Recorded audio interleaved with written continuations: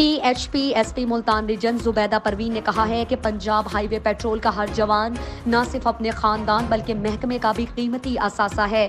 شجاع آباد ترجمان patrolling police کے مطابق Shahid Hanif additional inspector general of police PHP Punjab کے احکامات کی روشنی میں Zubaida Parveen SP Punjab highway patrol Multan region نے اپنے ریجن کے تمام ملازمین کی صحت کے لیے بہترین خوراک، ورزش اور کھیلوں کی سرگرمیاں سر انجام دینے کے لیے احکامات جاری کر دیے ہیں۔